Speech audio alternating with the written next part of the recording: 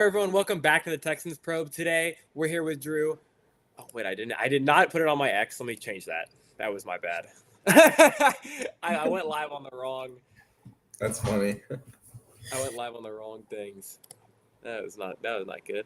All right, there we go. Okay.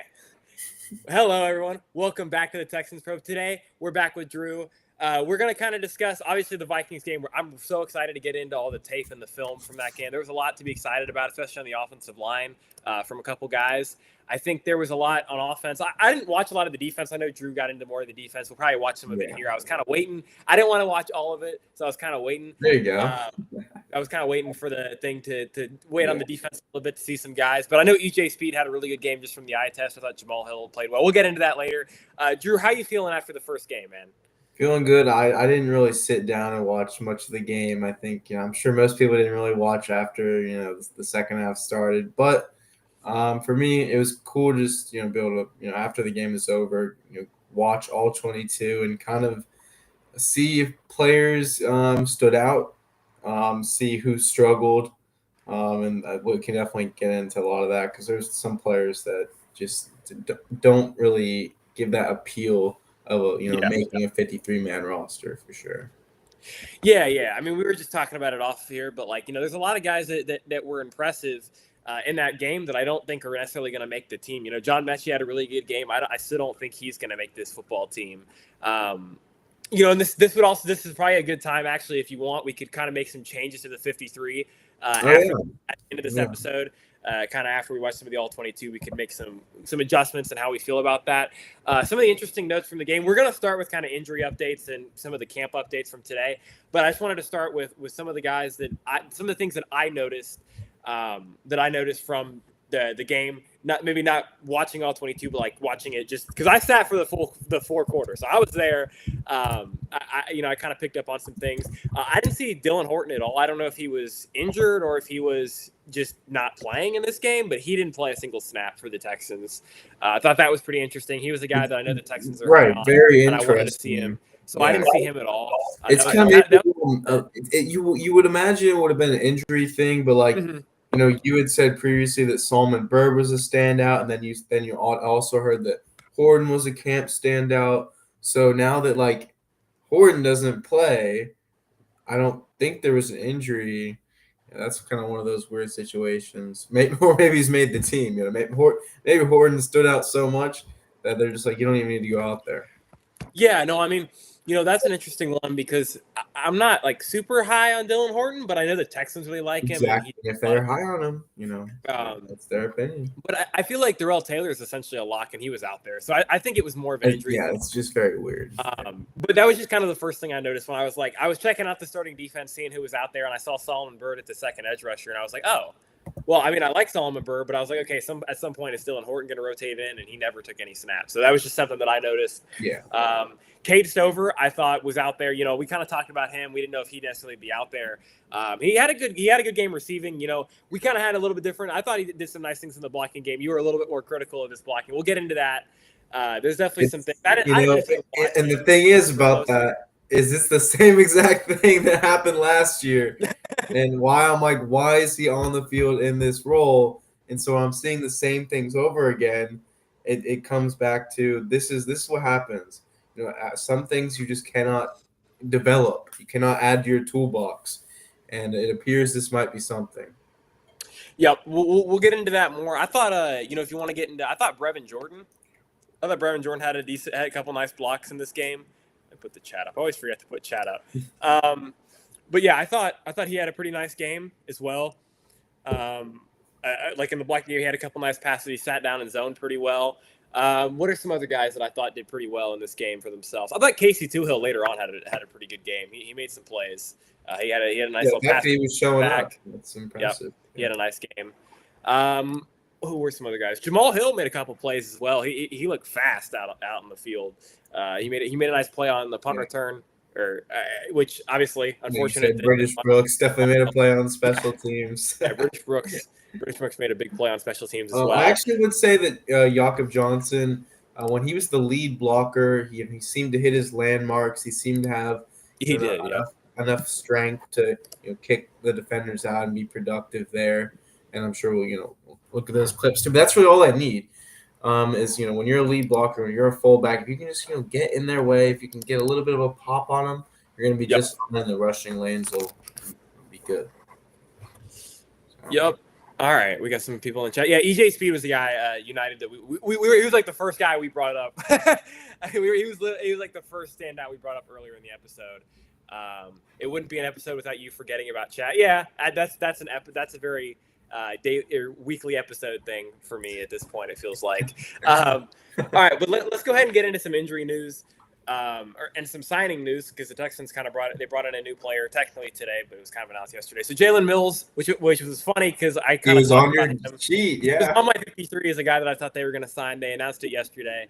I think he ends up making the team. He's a pretty good depth guy. He can play corner. He can play some safety.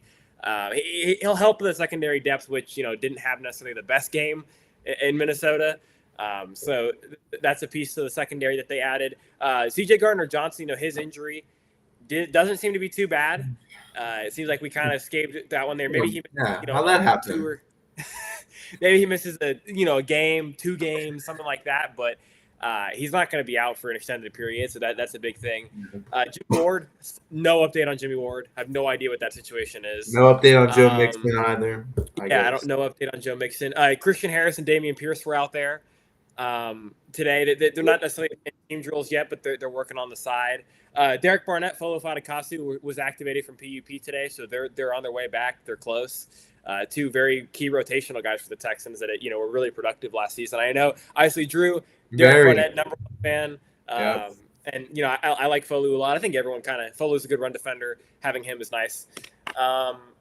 What are some other moves that happened? Marlon Davidson was on IR. If anyone cares about that, I don't know if anybody really even knew he was on the roster. What other injury news was there? Cam Robinson was not out there today for training camp. He's still not 100%, I don't think. But the line today, if you were curious, from Sam Warren was pretty much what you would expect. It was from left to right: Ursery, Tomlinson, Andrews, Ingram, and Titus Howard. So I like this. I like that offensive line. I'm kind of being talked into that line maybe being out there a little bit more than I expected earlier in camp. They've done a pretty good job. The thing is, I don't know too much about Cam Robinson's contract, but that's definitely starter money. Could they potentially trade him? Could they potentially cut him? I have absolutely no idea. But it gets to be kind of a weird situation where, okay, so Ed Ingram played very well in the preseason game. I would say he was, there you go. There's the comment right there. Really good. Not only was he, run blocking well as he typically does, he really showed that he can kind of hold up in pass protection. I know, obviously, he wasn't going up against the Vikings, best. All that, but still, the traits are there. The hand placement, the reactive athleticism, and moving from gap to gap. I think that's something that they don't really have. You probably don't even really have with Titus Howard necessarily from an athletic standpoint. Plus the upside of Ingram being, I'm going to guess, 25, 26 years old. But again, I guess it's just to really say that they have depth and they have options. So it's going to be interesting to see what they do. Okay. Yeah. I totally agree with that. I mean, I thought there was some really nice things. Ed Ingram is one of the guys on the team that gives you a skill set that you don't really have in any other guy. Like he's the one guy. The thing that stood out to me the most, and I said this when I watched back, to me the most impressive offensive lineman of the day was Jake Andrews. Jake Andrews looked really good, I thought. In that game. Yeah, I was excited to talk about that because we hadn't really seen much of Jake Andrews, and when the first thing I noticed about him is that it's a good get off. He also has great grip strength. It looks like when he latches on, he will stay latched on, and active hands, all of that. I think that he's really going to stay in there, and then in the hip pocket, whatever, in the chest plate. That's where Jarrett Patterson kind of almost lost himself the job a little bit after the preseason game, frankly, because of how poorly he played as a run blocker. That's supposed to be his best, or well, not really his best trait, but that's supposed to be something that they need him to improve upon for him to be the starter, and he didn't do that. Yep. I mean, and there were some things. I mean, Jarrett Patterson, like we talked about, he showed you exactly what you thought he was. Like, Yeah. he's the same guy that he was last year. He's the same guy he was his rookie year, and that's not going to change. Good pass protector, but in the run game, he struggles. And the one thing that to me that stuck out the most was, you want to talk about some combo, some duo blocking. Jake Andrews is out there mauling people in combo blocking. And when it was Ed Ingram and Jake Andrews, good luck. I mean, they were knocking defensive tackles 8 yards off the ball. It wasn't even competitive. And then there was a couple times where it was Juice Scruggs, and Juice Scruggs, the double team up front was great, and then Juice Scruggs would get to the second level and whiff on a linebacker. Like, the front part was great. Jake Andrews did a really good job, and then Juice would miss. But that's my point. Ed Ingram's not missing. He ain't whiffing on nobody. He's gonna play. Like, that's why his run blocking grade, PFF is it's all over the place. It was clearly all over the place after this first week, but yeah.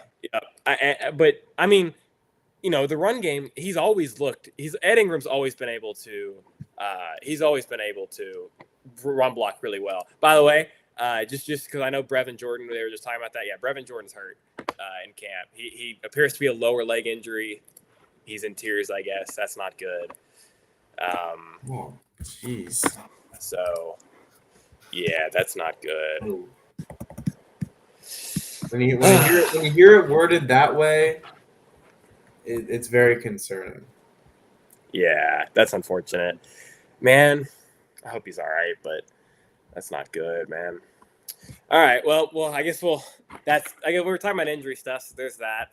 I guess in this case, I guess it's fair enough to bring up that Irv Smith is still on the roster. Jakob Johnson obviously on the roster. British Brooks on the roster. They have the fullback tight end options there. That's definitely that sucks for me because last week I had Brevin Jordan number 1 on my depth chart of who I thought was the most talented Texans tight end in the tight end room because he had improved so much as a blocker. I know he's coming back from the injury, but just, the athleticism that he has, the yards that he can get after the catch, it really hurts.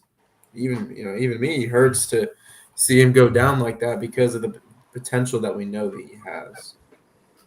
Yeah, I mean, and Brevin's a guy that we've really liked, and he's worked so hard to improve his blocking game, to get back on the football field. It's just one that really it sucks to see that happen.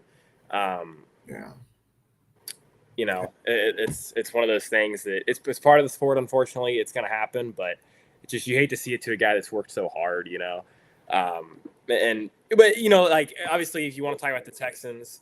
The Texan side of it, their tight end depth is okay. I mean, he was a loss last season, but I thought Irv Smith did a pretty good job filling in later in the season.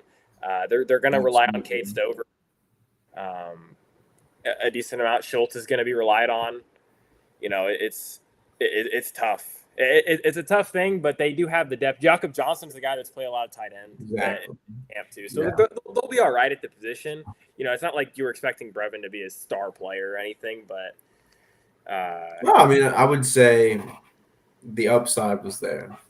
Yeah, for sure. All right, let me get this tweet out really quick so I can post it in the sleeper channel, and then we'll get back to the game talk. I'm just looking at the comments here. Definitely some people talking about Blake Fisher struggling again. I would have to agree. I think it's pretty obvious. And this is what happens when you watch film. You can see the differences between the caliber of players on the field.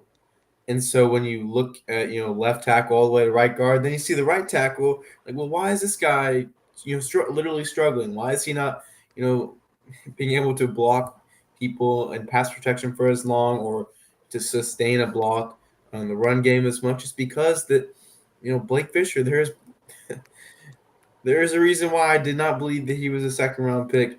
Very, very, very raw. Never stood out in terms of physicality or in terms of speed, agility, and range at Notre Dame. So it was kind of like a very confusing pick at the time because great, he just turned 21 years old. There's a chance that he could really turn into something, but now we're struggling against the second team. You were struggling against the first team, to where they had to take you out in the first team, and just Texans on Texans practices. and so that makes things really difficult. And Blake Fisher is not going to be a starter anytime soon. If a team wants to trade for him, go for it. Yeah, go ahead. Yeah. Go ahead. I'm not even sure how many teams had a second round grade on Blake Fisher in the first place. Yeah, I don't know if it'd be that many. I mean, it's pretty tough. He's really bad. Like, There's there's not teams that really could have had like around a this. fifth or sixth or seventh round grade on him as well. It's very possible. Very, very possible. Yeah, it's tough, man. Like he just looks not to part. Like there's very little that Right. he does that The, looks yeah. well. That looks The smooth. body He type doesn't. isn't good. The arm length is nothing special. The technique within his hands is just poor. He's not strong enough. It's it's concerning. It's very concerning. I don't really know where the optimism initially came from, other than his age, because I'll admit that I was all about that, potential and Notre Dame, caliber. But when you really think about it, Yeah. see what he has to offer. He doesn't have much to offer. He doesn't. No, I mean, it's tough to see that. Um, It's a bust. It's a it was bust. very questionable at the time, and it doesn't seem to have worked out. I mean, there was a lot of, um, there was. I think there were some good signs last season. That's what's the most weird thing to me. I thought he did some decent things last season. It wasn't all good. Like the Kansas City game was brutal. He looked awful in that game, but there were games that he looked. He had some decent reps. Like I'm just surprised. I'm surprised with Right. how bad it's gotten. Like he somehow seems to have gotten worse, which is very bizarre. More like there's a spotlight on him now, and I know you said good reps, last season, but sometimes pass rushers just don't know, like they don't have the move. They don't have the move to win that rep, based on the front or the call that was made. And sometimes offensive linemen just have a little bit of an instinct to, you know, be okay, but some players will also get targeted. And Blake Fisher is someone that would get targeted, picked on, taken advantage of, even last season, and would have this season if he was a starter, but he will not be. Yeah, yeah. He's closer to. I mean, and this is a conversation that's worth having now. I think John Alexander brought it up yesterday. He's a trade candidate. Like when you get to this cut down, Great. because you're thinking about Hopefully keeping that's something. one of the best 9 on the team. I don't know if you can make the argument he is at this point. I really don't. Like, I don't think Juice Scruggs has been great, but is he better than Juice Scruggs? I don't think he is. Right. I mean, different position, but I would even Yeah, say, if Trent Brown was healthy or yeah. something, And I just thought having the experience in the room. yeah, and Zach Thomas wasn't good either in that preseason game, but he looks more capable to me than Blake Fisher does in a lot of moments, and that's That's really concerning. yeah, That's really, really bad. yeah. Blake Fisher looked absolutely awful. I mean, he was completely brutal, and he's going against guys that Gabriel Murphy. He made a couple nice rushes against the backups, and credit to him. I mean, he's a good player. Or he was kind of one of the higher UDFA guys a couple years ago. Like he's not a horrible player, but you shouldn't be getting. It was okay when he was getting beat by Will Anderson and Daniel Hunter, but at some point when you're getting beat by 2024 UDFA, it's like, okay, we're gonna have some problems. And it's not even close a lot of the time. He's getting completely shedded by Right. It's so by quick. these guys. It's so quick, and he doesn't have an anchor because he's showed a lack of strength far too often. So, yeah, it's concerning. It's Yeah. very concerning. That name Gabriel Murphy sounds so familiar. All right. I think Well, he went to UCLA or something. he went to. Yeah, he was. I don't know. He was at some school. He was a bigger guy though. He was a bigger UDFA target for the Texans, or not for the Texans, just as a whole. I'm reading all these Brevin tweets, so I got on my. I'm trying to read all this. Hey, well, in some better news, the Texans did score a touchdown on that drive, so they came back from the Brevin injury and touchdown. So Schultz or CJ to Schultz.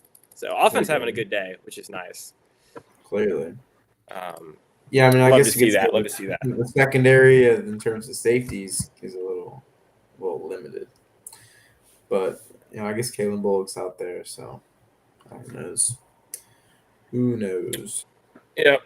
I mean, we'll see. We'll see what happens with the safety room. I thought Rust East was okay in that game. He was one of the more decent backup safeties, or one of the more decent backup DBs for the Texans in that game. D'Angelo Ross, I don't know why he keeps getting outside corner reps. Like, he's brutal on the outside. I don't know why this keeps happening.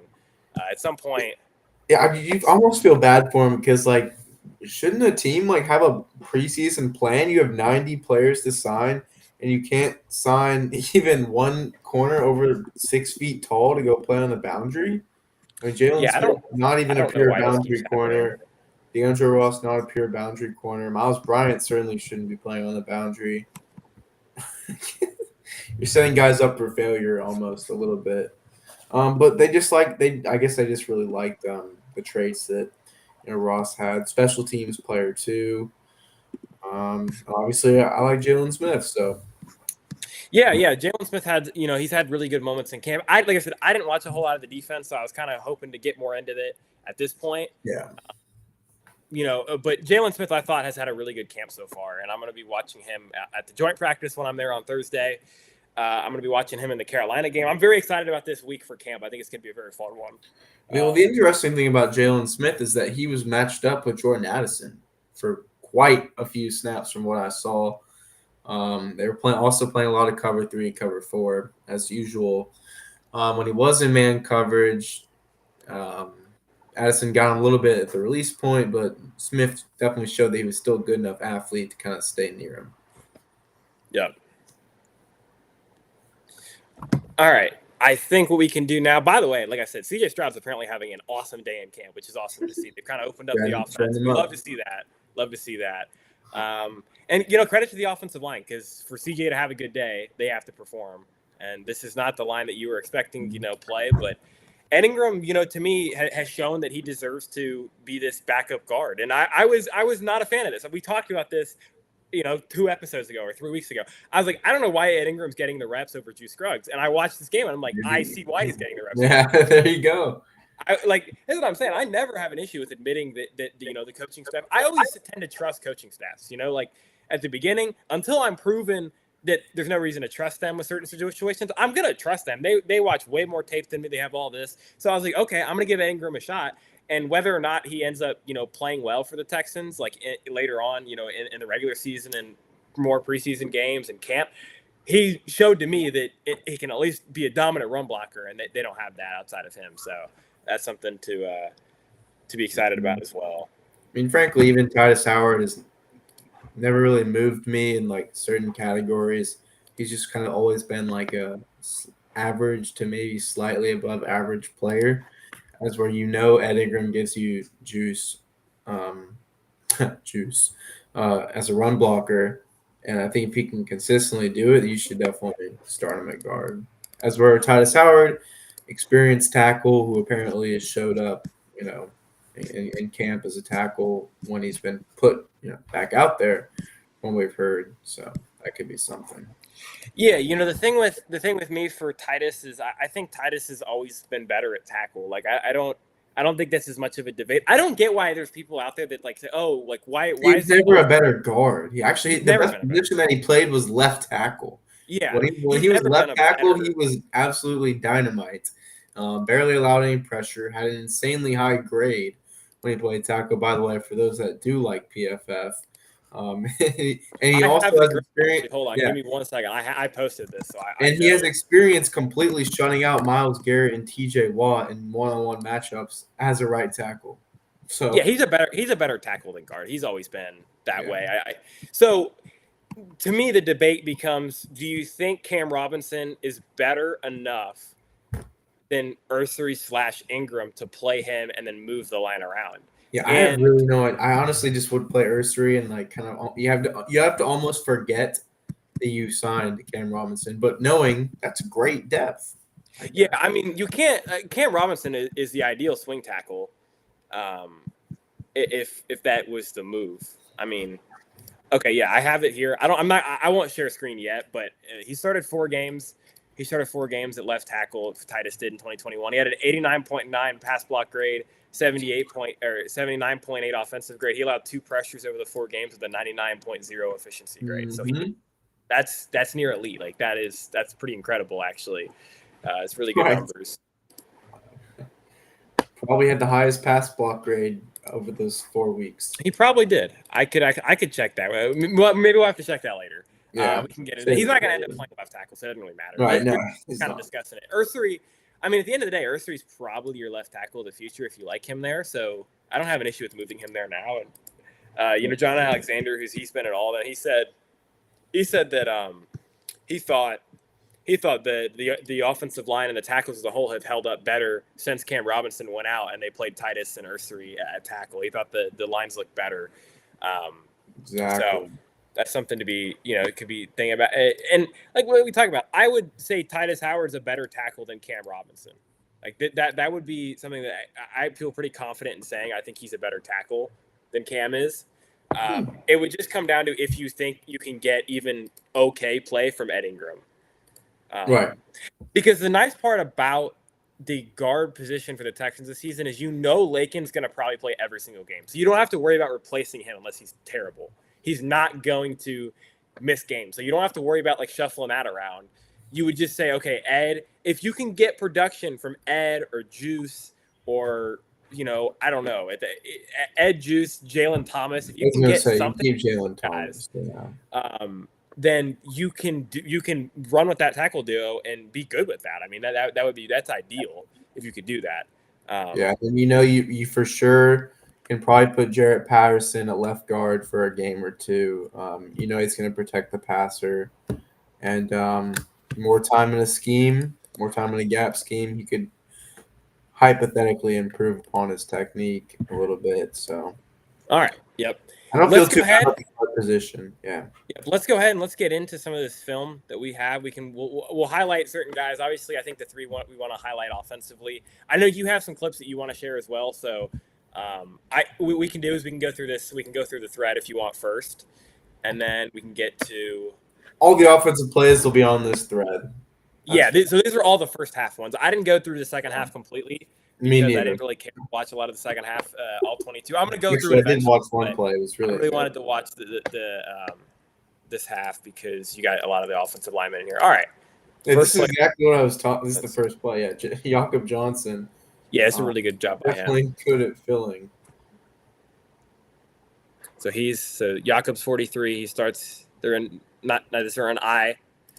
They got 2 tight ends. They played really when they were under center. So I broke this down on my page, but really when they were under center, they were in 12 personnel about like 80% of the time, and then when they were in shotgun, they were in 11 about like 98% of the time. So it was very based on down and distance and stuff. But they're only going to play they're only really going to play 11 and 12. So don't expect like anything like 2 backs. Don't expect a lot of like 10 personnel. They're not going to do a lot of that. But even here, this is, this is something from Juice that you can see. I mean, he goes for a combo block and he falls. And so I've been staring at Juice Scruggs for the past 20 seconds. I think he trips before or right when he makes contact, and then he trips on Andrew's foot again. Yeah. He trips over someone's foot later. So I think he trips on Andrew's foot here. It looks like, right? Yeah, he does. Wow. He's on Andrew's foot. All I know is it's really weird for a guy that like he does move well in open space, but he's really like clunky in his movements. It doesn't look smooth for a guy that like is pretty athletic. It's weird. I don't know why that happens. Exactly. But like you said, this is a good job. This is a good job from Jakob. Pretty good job from. I mean, Ariante does. He's okay here. Look, what Ariante did was probably all he needed to do. Here. Yeah. There's going to be in the next couple runs that we watch. Actually, his first punch is a little bit heavier, and he does stay engaged for a little longer. This is a good enough down block because actually that guy isn't near the ball carrier, so that's why I say he did what he needed to do. Yeah, I mean, and this is something that we've talked about for forever. This is a gain of 4, I think. So you're staying in second and medium, and that's really the goal with that type of play. Not much to really see here on this play. So this is really them getting into their short passing game. Earthry tries to cut block here. I'm not going to be an offensive line coach, but it doesn't look very smooth, so I don't really know if that's like the goal here. Or it doesn't really impact the play, but I mean, it's just a it couple. doesn't look super smooth. I guess it's hard for the big guy to go cut block someone. Yeah. But the takeaway from there would be that Ingram and Andrews look, sound in their pass protection. So what I could do is, I don't really like how the quality looks on here. Let me go to NFL Pro. Give me 1 second, guys. Okay. I'm gonna stop sharing my screen real quick so I can log into that, because I don't like how the quality. It's not bad, but it looks a little bit grainy. That's fair. Yeah. Let me pull that up. Sometimes Twitter just tanks the quality of videos. I don't know why. Okay, here we go. That was easy. I already got it pulled up. All right. Perfect. Let me get this back. Boom. All right, guys, we're back. All right, so we just watched that one. This is a short passing play. I'll set it up to where we can go end zone and sideline, because that's another reason why I like being on. Perfect. Watch both. So this one, you kind of get into your short passing game. This one will be more interesting. We can watch the combos from the sideline. This is a run. Hold on, let me go back real quick. There we go. Okay. I'll pause it at the top so we can look at some combos if you want. So here, that's classic stick. Yep. So you got the tight end running the stick, and you got the other tight end running the flat route, and then you got looks like your X receiver running the curl. As basic, as about as basic as it gets. But stuff like this actually works in the NFL, believe it or not, because it's been around if you want to get your quarterback in rhythm and get a completion out of the way, this type of stuff is nice for early game. And it's the second play of the game, so you pick up an easy first down, keep the chains moving. I mean, stuff like that's effective. That's something that the Texans early on last season didn't do all that well. We talked about Slowick kind of coming back to this kind of stuff, leaving outlets out there. But earlier in the season, not necessarily something that was done very well with the Texans. So let's go watch the offensive line on this play. All right, here we go. This one, I don't remember this play. Which one was this? Oh, okay, yeah. This was so perfect up until Juice Swift. Look at that. I'm gonna pause this at the right point. Hold on. It's not gonna let me pause it. This is so perfect. Look at this, guys. That's so good. When you paused it is so foul. Like, that is one of the worst angles I've ever seen in offensive lineman. So good. Look, Earth's got him locked up here.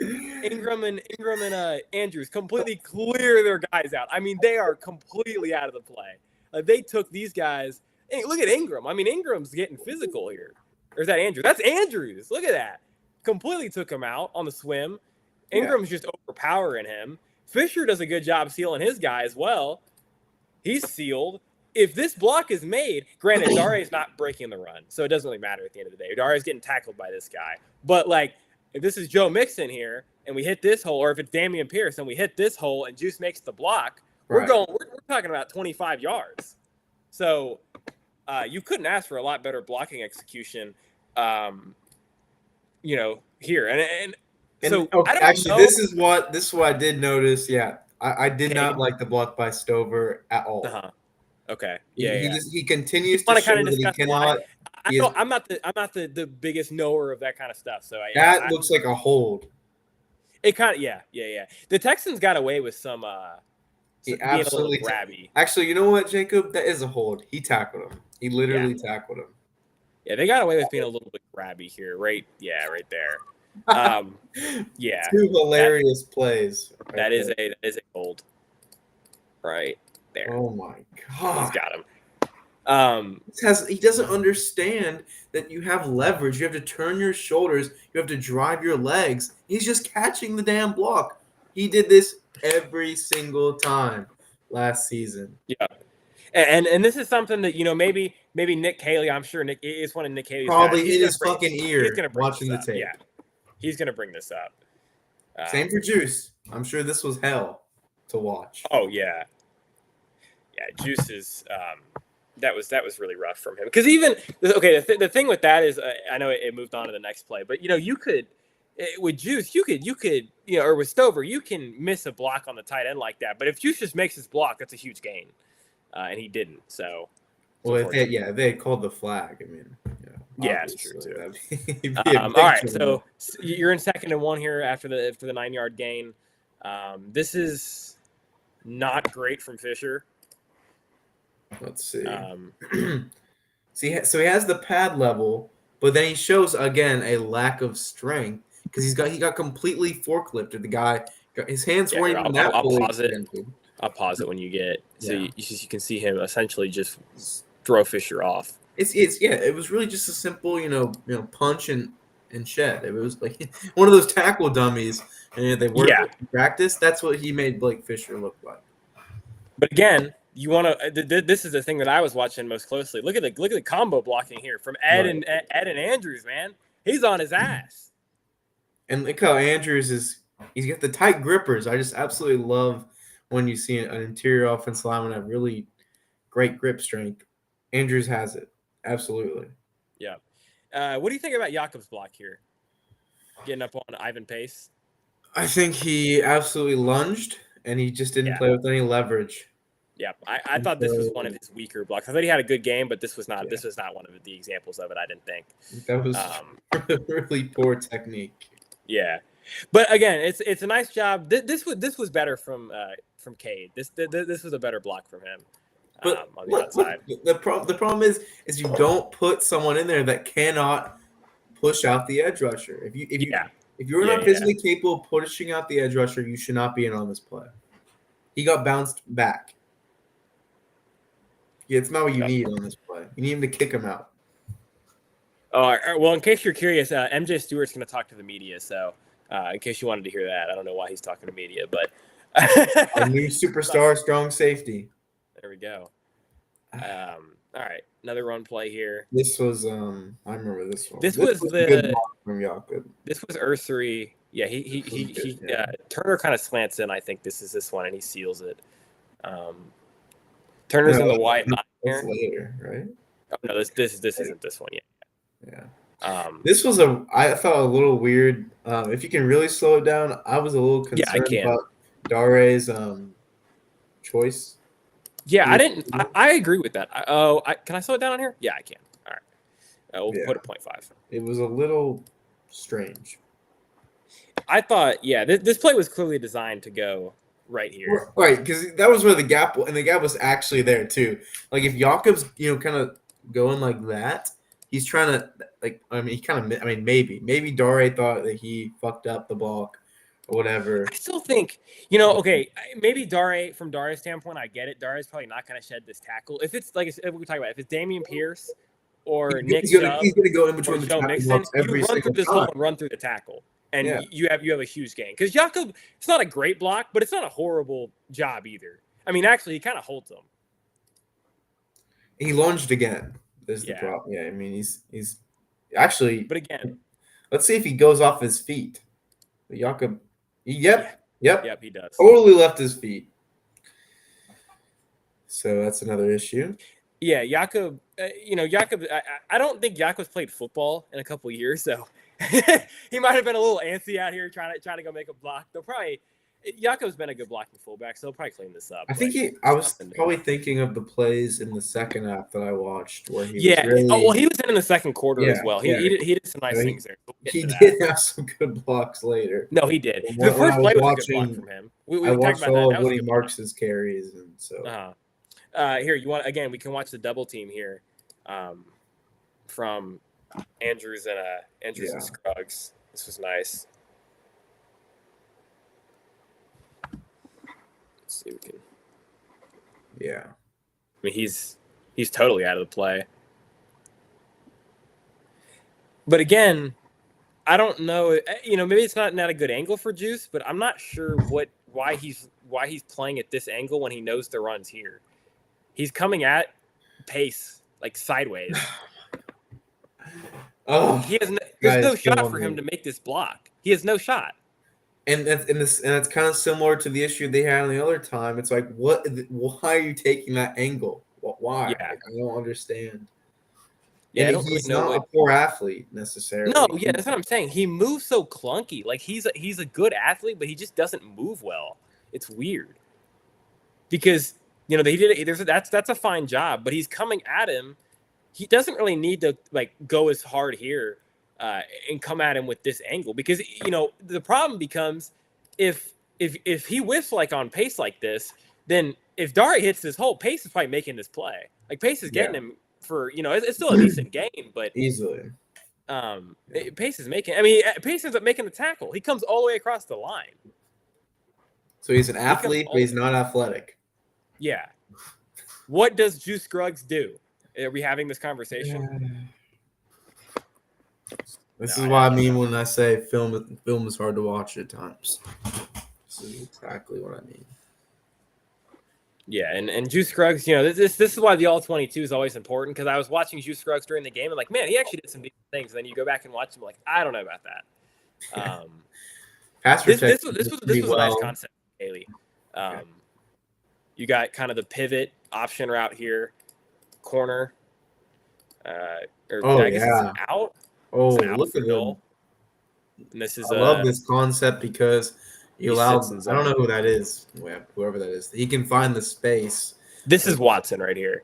So it's Watson, Noel, Brevin, go out Mechie. Or come back in, and so you can run. You can either run smash to the right, or you can pivot back inside, and you have something to hold the linebacker, or with a dig. Yeah. So Brevin essentially has an option here. So Brevin can come outside, but he sees its zone. So he takes this.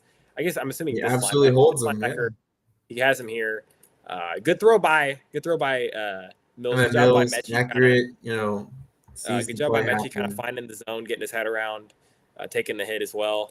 But something we also talked about is okay if they cover this well, you really could find Watson here. You could throw it kind of into this area, and you have Watson as well. Absolutely. So this is a really nice concept from Kaylee. We'll watch the offensive line here. I know Blake Fisher got torched on this play, so. And some people thought that wasn't an issue, or it wasn't a big deal. Hey, check out my guy 69 though, man. Look at that here. Right, he's clearly a good athlete. He can mirror and match. Good anchor. He can recover. Whew. And he is also flexing his hips too to hold ground. Yeah, and Andrews. I mean, not that 61's really rushing. It's kind of a. Oh yeah. He's just trying to bull rush essentially, but Andrews does a pretty nice job there as well. There's a lot to like on this play outside of 57 here because Jesus Christ, what are we doing, man? Okay, let's slow this down. Let's go step by step here on what happens because. Okay. I'm just curious. He gets beat quickly off the line about like 3 times a game, and this has happened in camp too. It's really bizarre. He's a good athlete too. He shouldn't be getting torched like this. All right, let's go to end zone view. I gotta slow down again. So this is Gabriel Murphy, who, by the way, Gabriel Murphy had 5 pressures and 2 sacks in this game. Oh my god. Well. Thanks to Blake Fisher. I mean, he's playing. So, okay. Actually, I go back a little bit. I wasn't really. Yeah. Impression. Here we go. Okay. So, decent get off. Good kick set, yeah. Oh, my God. He plays. One of the things that someone brought up in my replies when I was doing the All-22, and they're right, he plays with his balance so off. His balance sucks. His balance. He plays on eye coordination. He plays like so forward. His balance is all. His weight is all in front of him. Yeah. Like he plays on his tippy toes essentially. Yeah, and can't play on your toes. And so he doesn't even touch him essentially. Right there. I mean, literally doesn't ever. Yeah, let's try to pause it when he pushes his hands out. Oh my! Look at his belly. Look how forward his belly comes. Oh my God! Butt sticking out. Yeah, his butt sticking out and his belly came forward. He's on his toes. And Jacob, what he's about to do, right? He's about to duck his head. That was the big issue from a couple guys, Shaq Mason, last year. So. Yeah. I mean, we talked about playing like that for a very long time, and it doesn't work. It doesn't work. If you have a balance issue and you duck your head, well, kind of the same thing. You can't play in the NFL. Nope. No. And All so right. Juice Scruggs appears to also kind of a balance issue. Yep. As a run blocker. Yeah. Just a couple notes from the D'Amico press conference so far. He said the game isn't too big for Arion Terrestri. He's excited to see him against the Panthers ends. I'm also excited about that. That's gonna Me be fun. too, yeah. He said EJ Speed was a guy that he wanted to draft with the Niners, Of course. or wanted to pick up. So there you go. Yeah. He said that this is something that I kind of forgot to bring up earlier, but he said Nick Cady's going to call plays from the field this week, but he called them from the booth this week, or the Minnesota game. So they're kind of feeling it out. I'm always a fan of offensive coordinators calling from the booth, but maybe it's just my opinion. We'll see what ends up happening there. All right, we'll move on. We'll go to the next play. Let's see what we got here. This is another. Oh, this is the one where Ursary seals. Let me slow this down. I remember this play. This is the one. Because he does get beat, but he does a pretty good job sealing off Dallas Turner. Dallas Turner is a very fast edge rusher. So, yeah. Yeah, when I saw, I think I know what's about to happen. Just make sure that I'm right here. Yeah. Why is it not slow down? The thing is, there, you can't even blame Ursary because Dallas Turner. What was his 40 time again? I think at least 4.4. I'm sure Ursary was. Yeah. Do you want me to? Let me look this up. Actually, Dallas Turner was a very good matchup for Ursary week 1. Yeah, right? that was definitely the concern. Yeah. But Dallas Turner ran a 4.46. Right. Yeah. So here you go. So he kind of slants inside, but Ursary does a really good job recovering, because that was one of the concerns for him. In the draft process was, okay, he's gonna struggle with some speed, but can he be quick enough to recover and have the foot speed to go recover? And he does. This play is kind of blown up, but he does a good job. Yeah. What I've noticed though with his technique, and even like when we were at training camp, like when speed rushers come along the edge, he doesn't panic at all. So he actually doesn't have to be the fastest. He doesn't have to be the lengthiest, because he's just so poised. And when he does get his hands on, he will effectively kind of stun their mobility a bit. So that's why he can play left tackle. That's why Will Campbell can play left tackle as well. Yep. Technique and play strength really matters. Yeah, and oh boy, I didn't even notice this when I was watching. Watch Blake Fisher. Oh no, I didn't notice this either. I was.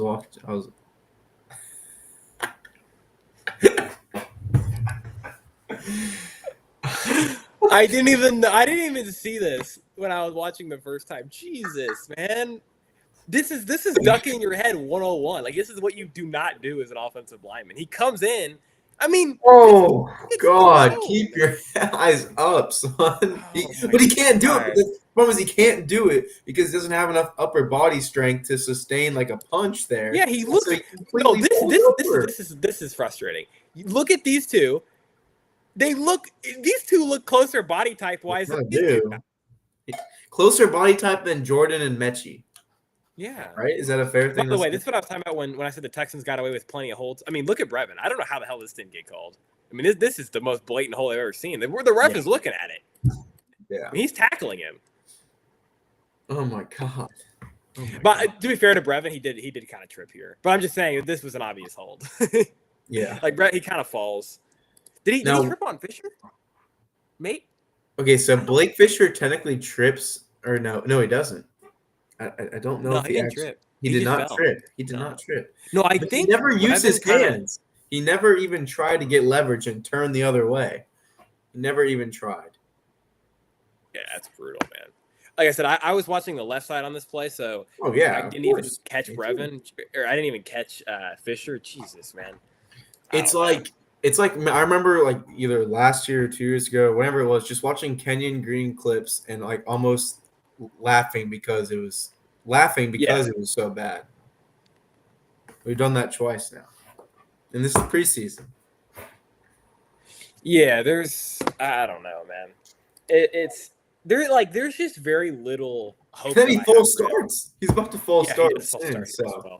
Oh yeah, and he's beat here too. It's another play where he gets beat. Jesus My Christ. goodness, man.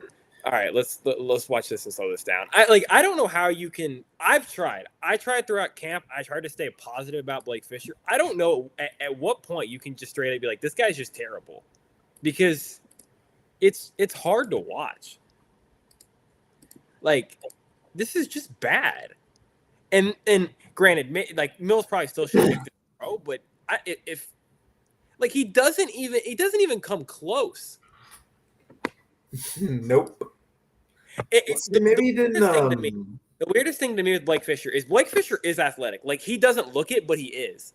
So why is he consistently getting beat around the corner? Like, he should be able to kick out. He needs to kick out a little bit wider and open his shoulders to where he's square. He's not square to the edge rusher. He's actually giving the edge rusher an opportunity to bend, because look at his shoulders. He's giving them an opportunity to shorten their path, and so he kind of set himself poorly from the beginning. Yeah, and As this a was nursery, got enough depth. Clearly got enough depth.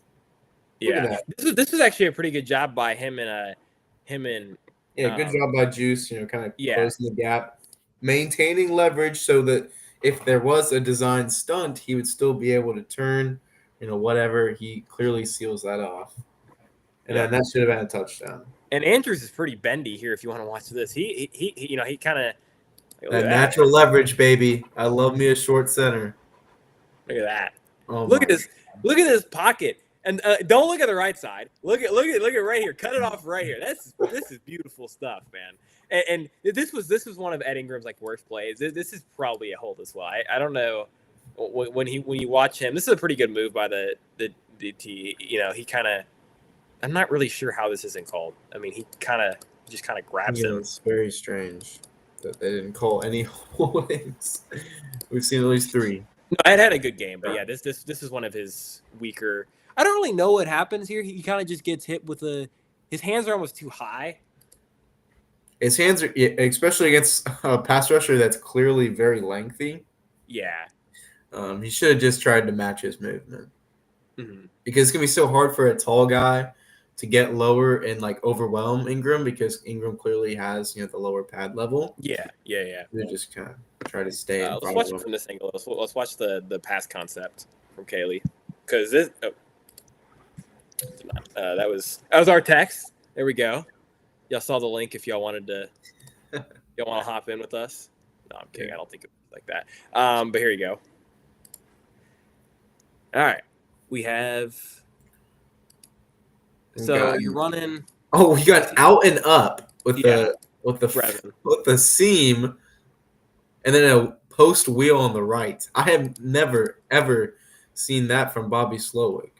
And I used to literally. You could make, if there was more time and Stover's not open, you could make this throw as well. Yeah, you could I think that defensive back is about to hold on to Brevin too. Yeah. If the throw, if he didn't see the throw going to Stover, he's gonna hold that. He kind of has a grip on the. Yeah, it looks like he did what my coach always told me. Grab the lower part of his fun jersey. Concept. You could probably find this as well. I think the post. All right. Well, my mouse is dead, so we're gonna have to do this more manually now. But here we go. NFL Pro preseason is not. Yeah, it was giving me problems earlier. I didn't enjoy it. Here we go. Okay, I want to go back. Let's see. So you could also, I don't know, if you wanted to look. Oh no. Jacob has disappeared again.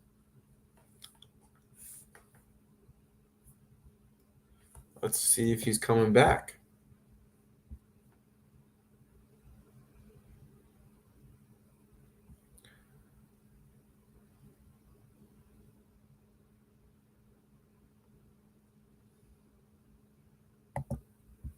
Oh, he's doing something.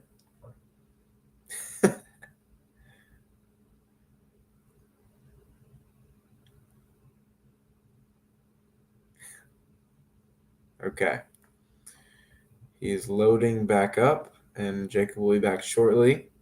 If anyone has any questions in the comments, feel free to drop them in here real quick while Jacob gets back up. We'll watch a little Wait, bit more offense. wait, There we're we back. go. Are we back? All right. I don't know Right. why this keeps happening. This has happened 2 times in a row. I don't know why my stuff keeps Yeah. cutting out. It's gonna make me so mad. I didn't even know I was cut out. I was talking to myself, and then I Oh went back. God. All right, let's pull this Oh, back up. no. NFL Pro is a thing sometimes. Unfortunately, Yeah. they passed. All right, what I was saying was, you could.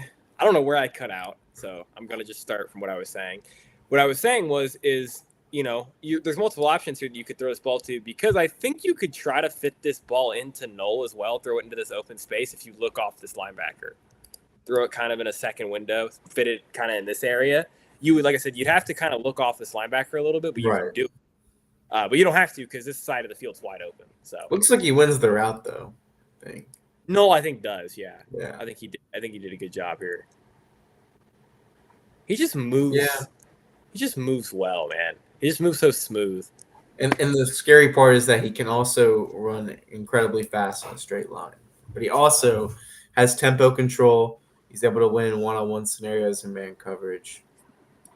It's a great thing to have. Yep.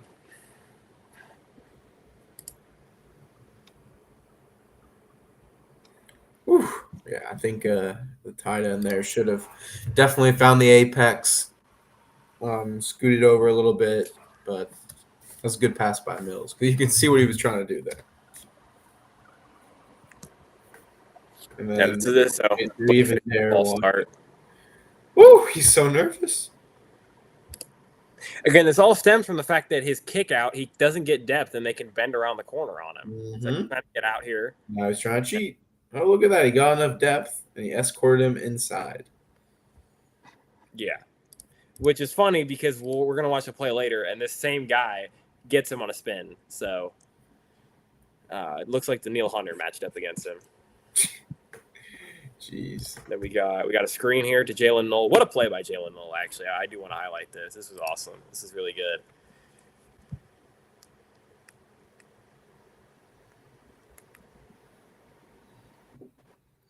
Play action as well, too. So a little bit of creativity. He's so squirmy to get through those tackles.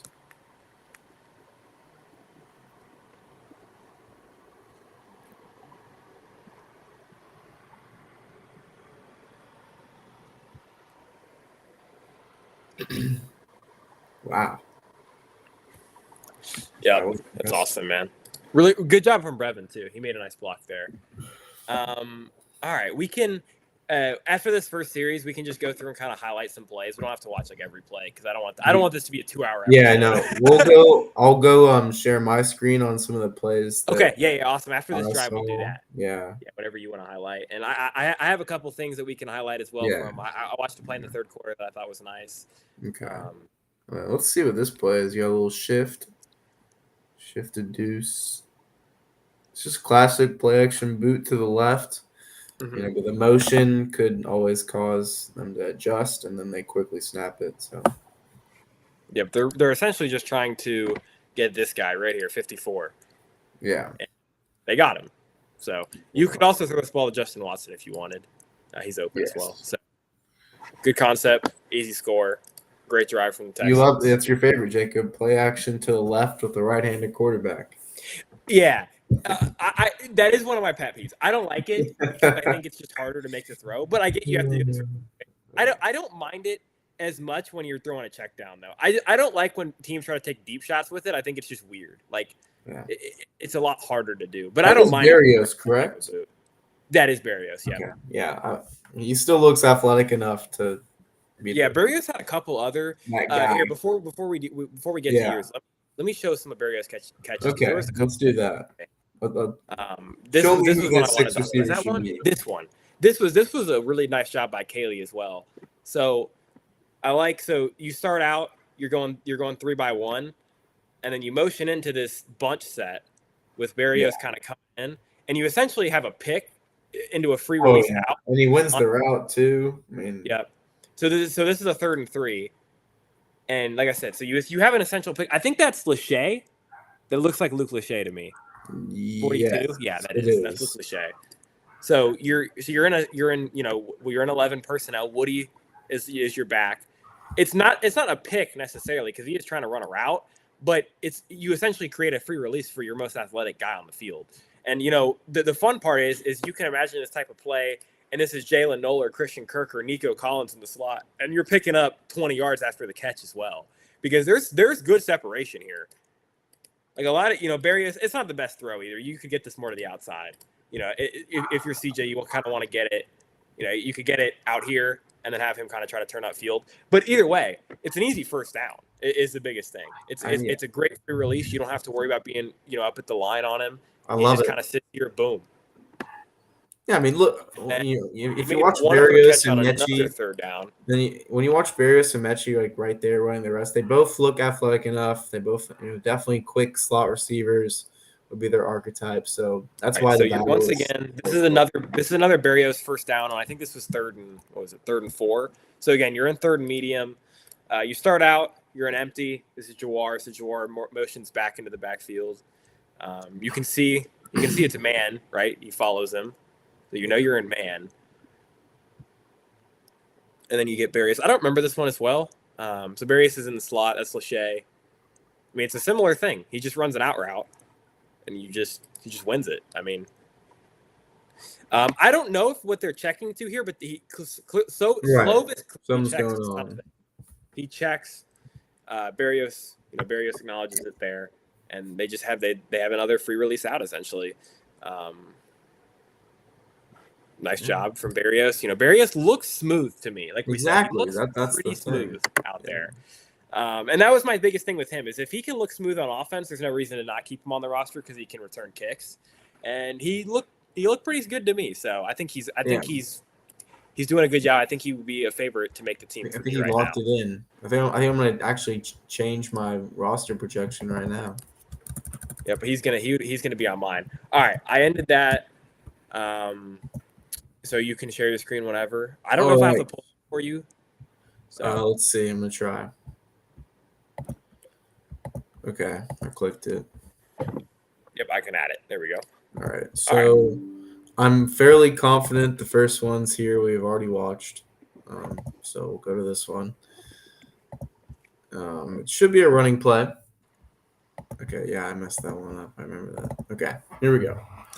All right. It was all right, yeah. Oh, I know exactly. All right, so this is a run play, super heavy formation that they're in right here. You got the 2 tight ends, and so your center is Jarrett Patterson. By the way, to clarify, the center is Jarrett Patterson and not Jake Andrews. Look what they do here. Total whiff. Actually, a couple guys look to be struggling here. Yeah, who is that? That's Patterson that whiffs. Yeah, it is. Yeah, you got Patterson, but you also got Luke Lachey right here. Oh my God, Johnson. He's doing Superman over here. Yeah, you could turn this into a TikTok meme with how Luke in this freeze frame of Luke Lachey. It's just simply not fair. And then also Jalen Thomas doesn't really put too much effort into this play either, and so it is very concerning as to how some of these players handle change in front. I think that's a little concerning, in my opinion. I think Blake Fisher is the tackle as well, and I think he was a bit late. I think that the linebacker definitely would have made the tackle if he had to, but he could have, changed his path earlier, in my opinion. So yeah, not much run blocking to offer there. And then we're in a defense. Just kind of take a look at the secondary and specifically Russ Yeast. What you see from Russ Yeast is that he's a blend of quick and fast. Just eyes. That's really all you need to see. His eyes and his feet are so well connected. He actually is a much better athlete than MJ Stewart, and so I can really understand why the Texans like Russ Yeast. Now, I understand if he made mistakes earlier, but here's Russ Yeast again. I think here what we're looking for is, yeah. So Jalen Smith It's just kind of a different kind of coverage. It's not necessarily cover four. It's not necessarily cover two or three, because he's going to have the deep third right here. He's going to have a cloud flat or a soft zone. Jalen Smith thinks he does. MJ Stewart, not so really on the same page, and totally would have been a touchdown for the Vikings because MJ Stewart never got his eyes on the boundary receiver. Well, that's his really only true responsibility because he's got him. MJ Stewart, his eyes are in the backfield. So Yeah. we're talking about safety depth. You see that Russ Yeast is more of an athlete, and MJ Stewart's making mental errors, which is what you would hope he wouldn't do as a veteran. And then Yeah. this plays MJ is, yeah. Go ahead. MJ's a guy that he's essentially Eric Murray, but worse. Like that's what his There you role go. is. Yeah. Um, I would prefer them to just play Jalen Mills. I'm talking about this. I think Jalen Mills is better. So Yeah. Okay. Here we go. Another good play by Russ Yeast, actually with a tackle as well. Obviously he's not, the lengthiest safety. He's probably about the same size as MJ Stewart. Maybe his arms are a little bit longer, so he doesn't have crazy good range. What he does have is downhill speed and a quick trigger, which is very, very valuable. He actually comes to balance to make the tackle too. So basically, what I'm trying to say here from the clips that you guys all saw, I'm done sharing my screen, is that Russ Yeast is a better safety than MJ Stewart because he's a better athlete and his trigger stood out in that preseason game, as where MJ Stewart's trigger did not. yep. There's a lot of the safety depth is pretty interesting. I like I said, Rusty has had a good camp. I thought he was solid in the Minnesota game. I think he would be the guy that I would play as that safety right now, and let Jalen Mills for it. And then obviously when Gardner Johnson comes back, this isn't a debate. He's clearly starting.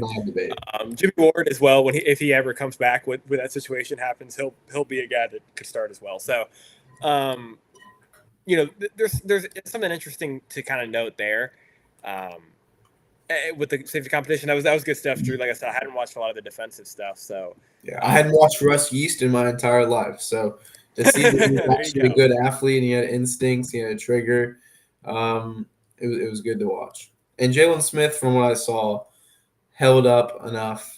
I think he's a good athlete, and he'll be fine when the team plays. That cover three and even the cover two as well. Scheme versatile. His position, he can be versatile too. Yep. Rusty, I like I said, good camp, pretty good first preseason game. He's on the early track, or I guess at this point, mid track. I mean, because of injuries, he probably has to make the roster, but he also might not. We never know. Yeah, I never know with this team for sure. They're always going to throw a couple wrinkles at you that you don't expect. So, we'll see. We'll see what happens on cut down day. Anything else you want to add, Drew? I think we covered a decent amount of this. Prayers up for Brevin Jordan as well. It's a terrible situation. Obviously, I hope he's all right. What else do we have? I don't think there's much else to talk about. I guess we can talk about what is your opinion on Nick K, like Booth versus Field? Do you have a real opinion on this, or I don't know? I think he probably just wants to get to know the players a little bit better, while being on the sideline. That's where he could definitely move up into the booth. Now, obviously, I think he's a bright coach, and he might not be an offense coordinator for long. He might be a head coach soon, but he can move up to the booth if he wanted to. He could move up to the booth later in the season. Yeah, it'll be interesting. From my point of view, it depends. I think he's gonna want to be on the field because he just is such like a animated guy. He's gonna want to be down there with players. To me, I just think from calling play standpoint and from play to play, it's probably easier from the booth. You just get like more of an actual view of what's going on. But yeah, I think there's reasons for both, and he's gonna test it out and see which one he likes better. Yeah, and either way, there's plenty of good offensive coordinators that call the plays from the field. And there's plenty that call from the booth. So absolutely. Either way, it's not the end of the world. I'm just curious. I didn't expect him to be in the booth. it was just kind of something that was interesting and something that I kind of hope he stays in the booth. I kind of like that, but we'll see what happens there. You want him to be in the booth, or I like him in the booth. I he's like not play in the calling booth in the booth. now, right? He was in the booth for the Minnesota game. Oh, but he's And going to be he's on the going to the field. field. He's going to the field for the Carolina game. Okay. So he's. I thought Oh, it was wait. interesting. Actually, Experimented with it. it's not. Okay, I'm reading the tweet now. He doesn't know what he's doing in the regular season. He's just Yeah, trying he out hasn't the decided field. yet. Okay, Yeah. okay. I get So it yeah, now. he hadn't decided on that yet. I just didn't expect him to ever be in the Yeah. booth. I didn't think that was something he was going to at least even try, but he did try it. And the plays So look good. Those are some nice passing concepts, I'll say. And then he also had a lot of gap yep, runs. yeah, it was a good game. It was good K-League game. We don't have to watch any Graham Mertz tape. We're just going to leave that. We'll leave that for viewer discretion advised, I guess, on that one. That's a shame because I really thought the Graham Mertz looked better than Slovis in practice. Yeah, Well, on I did practice, too. I saw, but yeah, no.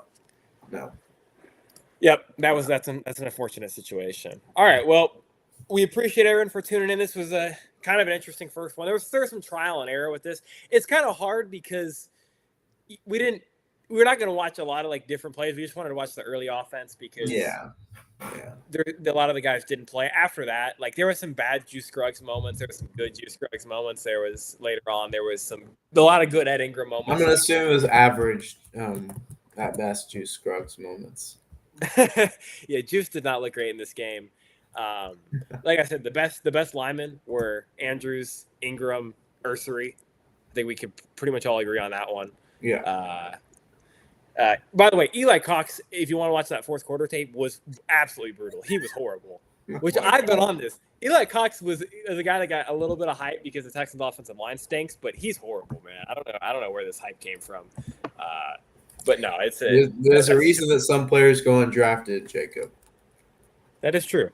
That is true. And he is one of them. He is one of them. Yeah. Anything else we could add? I mean, there's not really anything else of note from this game. Yeah. I guess I may go back and watch me some Jamal Hill tape and he looked pretty good. He looked for him. Jamal Hill's one of our guys, so I thought he had a pretty good day. Yeah. I don't think he makes the roster, but yeah, he can't make this roster. No, I don't think so. Be on the New York Football Giants. There you go, man. I bet that he can make that roster. You're Giants. All right, guys. Well, we appreciate all y'all for tuning in. We will be back on here next week sometime to talk about the Carolina game. We'll talk about the joint practice as well because I'll be there. We'll discuss what I saw on that one. Should see probably some of the starters in this Carolina preseason game as well, so that should be pretty exciting. Get to see some of the offensive line. Probably the full unit, whether Cam Robinson's healthy or not, it'll depend. But all the other guys will probably be out there. We'll probably see CJ for the first time. Probably, Dalton Schultz. Maybe not Nico Collins. I don't know if we'll see Nico, honestly. Yeah. I wouldn't be shocked if we don't see Nico. But then you get to see Jaden Higgins playing some X. Christian Kirk will probably be out there. So still plenty to be excited about. Just hope to see Damian Pierce, but if he's still not healthy, he's still working back, but he was out there today, they said. So he's probably close. He's looking close. That's good. That's good to see. I would assume he'll be out there if I had to guess. But yeah, we appreciate everyone for tuning in. Definitely make sure y'all subscribe. I know it's kind of been a little bit different, in the off season. We didn't do as much, but starting back with the weekly episodes, getting going. Definitely gonna have some fun guests and stuff on this season. Definitely gonna be a fun one. So make sure y'all subscribe. Follow us on X as well. Texans Jacob well, I guess you're Drew Scouts now. You're not even, it's not in-depth Texans anymore. And follow the Texans probe on there as well. We appreciate everyone for tuning in, and we